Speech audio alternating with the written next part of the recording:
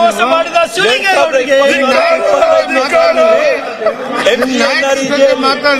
ರಾಜ್ಯ ಸರ್ಕಾರಗಳ ಮೇಲೆ ಹೊರೆ ಎಷ್ಟು ಅಂತಂದ್ರೆ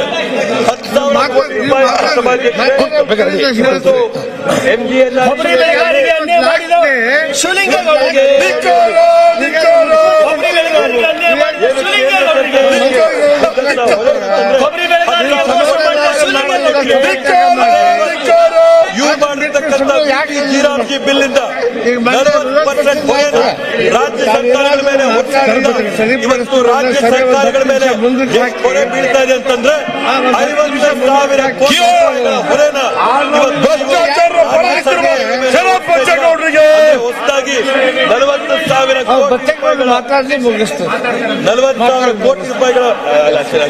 40,000 ಕೋಟಿ ರೂಪಾಯಿಗಳ ಹೊರೆನ ಇವತ್ತೇನು ನೀವು ರಾಜ್ಯ ಸರ್ಕಾರಗಳ ಮೇಲೆ ಹೊರಿಸ್ತಾ ಕೊಬ್ಬರಿ ಬೆಳೆಗಾರರಿಗೆ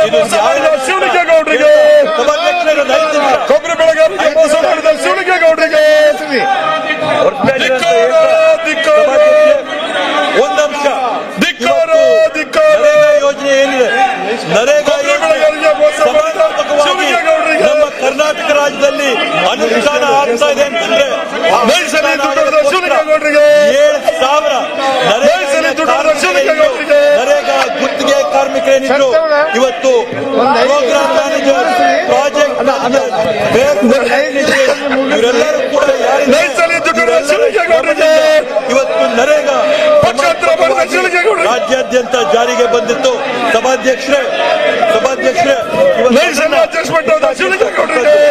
ಆ ಒಂದು ಕುಟುಂಬಗಳಿಗೆ